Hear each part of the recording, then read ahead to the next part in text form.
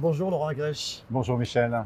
Procad International a signé un accord avec Elias dans l'objectif de former certains de vos managers de transition à la prévention des risques psychosociaux. Pourquoi ce choix?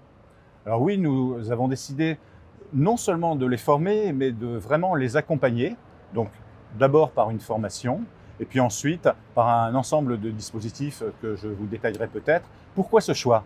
Parce que nos managers, ils sont toujours au cœur de situations de transformation et au cœur de l'entreprise. Et donc, nous, on est très attachés à la qualité de vie au travail et à son corollaire, la prévention des risques psychosociaux. Il faut dire aussi que c'est parfois très compliqué pour un manager de transition, mais il a besoin pour réussir sa mission de prendre tous ces aspects qui peuvent être effectivement ces risques psychosociaux. Ça fait partie presque de la mission, non? Ça fait partie de la mission et pourtant, quand on le choisit, le manager, on le choisit surtout pour des qualités qu'on appelle des soft skills, mais on ne tient pas assez compte de cette dimension ou des hard skills, des qualités techniques. Et aujourd'hui, on croit qu'il faut vraiment prendre en compte ce facteur dans la transformation. Alors on le disait tout à l'heure, partenariat inédit, vous êtes les seuls à le faire aujourd'hui dans le domaine du management de transition. Vous dites qu'il y a une formation, mais il y a autre chose derrière. Qu'est-ce qu'il y a en plus? Alors une formation, à titre d'exemple, on a eu cette première formation la semaine dernière.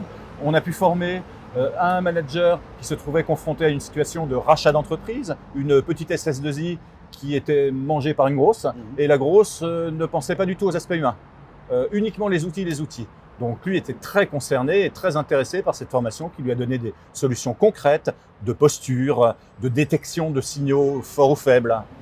Deuxième exemple, un manager qui va entrer, alors là dans une situation évidemment classique malheureusement dans le management de transition, une situation de restructuring important.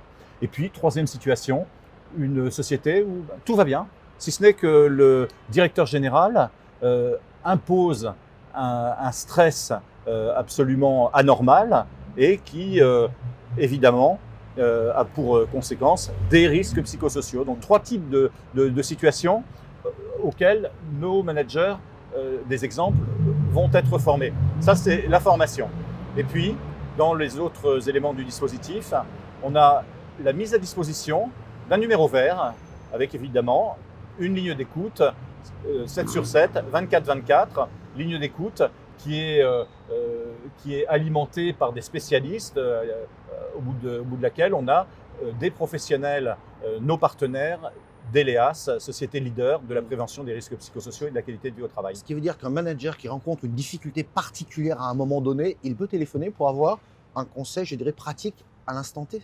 Exactement, à l'instant T ou en revenant chez rapidement, lui, on va ou dire. très rapidement, et mobiliser également un spécialiste. Si c'est une question, un détail technique qu'il peut obtenir, comment gérer un CHSCT ou maintenant une réunion d'IRP, là il va avoir une réponse technique immédiate qui va lui permettre de gérer la situation. Si c'est une situation beaucoup plus tendue avec un malaise profond, là il pourra faire appel à un consultant de la société partenaire qui pourra éventuellement intervenir à ses côtés. Ce qui est intéressant, on terminera là-dessus, c'est qu'aujourd'hui les managers ont pris conscience effectivement de cet aspect humain finalement, parce que c'est de l'humain dont on parle là, de cet aspect humain dans le management d'une entreprise, dans son développement, voire dans son retournement, voire dans sa transformation. C'était une donnée qui était un peu perdue jusqu'à présent, j'ai l'impression. Absolument, et c'est évidemment votre conclusion, c'est l'humain qui est au cœur de toutes les réussites de transformation, et jusque y compris évidemment la transformation digitale qui secoue beaucoup en ce moment et dont l'humain est le facteur clé de réussite. Merci beaucoup Laurent.